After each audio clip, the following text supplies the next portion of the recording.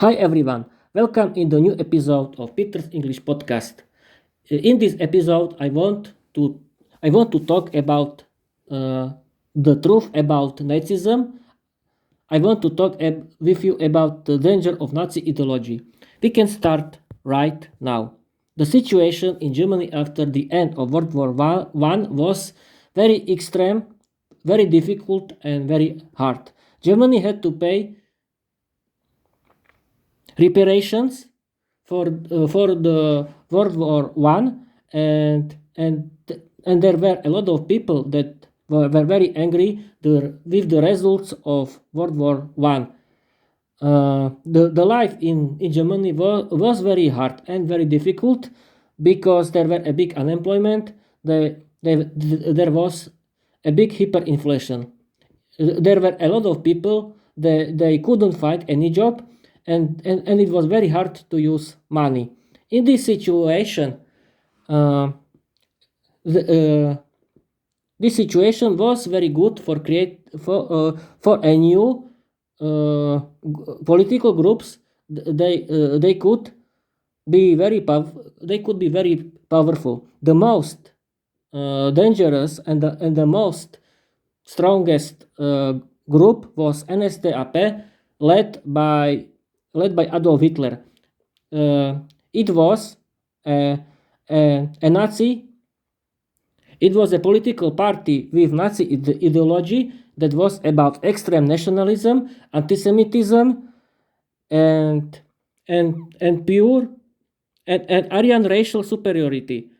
That means that only Germans uh, had had clear Aryan had clear Aryan race, and only Germans had to dominate in the world because they were the best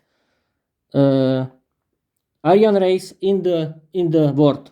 That was the the ideology of NSDAP, and the biggest victim was Jews, because they hated Jews. They were thinking that the Jews were victims that had to be destroyed. And Adolf Hitler with NSDAP wanted to create a big place for Germans in the East, because he was thinking that Germans, the pure Aryan race, had to live in very big place. The situation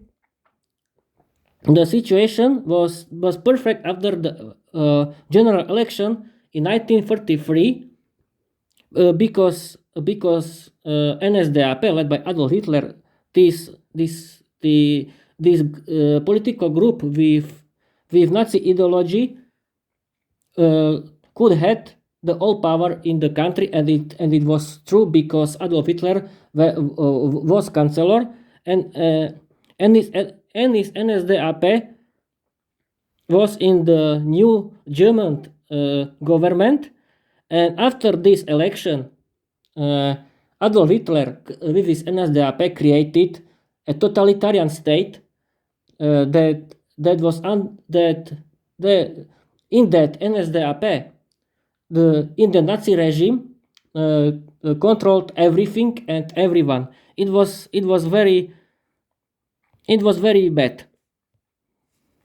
In 1935, Nazi regime created Nuremberg laws. Thanks to it, Jews couldn't do anything in their own state. They don't have they were not be people in their own state. They couldn't do anything. They couldn't do any marriage. They couldn't go nowhere, because they don't because they don't have any laws. It was very difficult to be a Jewish in the state, because because Nazi ideology was telling everyone that the Jews was victims that had to be destroyed, and Jews don't do everyone don't did didn't they didn't do everything, and they didn't do anything in their own state. The situation was worse after the night of broken glass. What happened?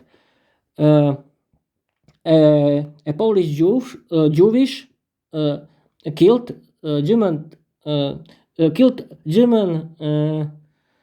diplomat, and the Nazi ideology created the night of broken glass. In the night of November 9 and 10, 1938, Nazi paramilitary forces attacked Jewish businesses, destroyed Jewish synagogues. A lot of Jewish had to go to prison and the concentration camps. Then the life in Germany was under Nazi control. The Nazi regime created censorship, and propaganda controlled every aspect of the life, and they destroyed their opponents.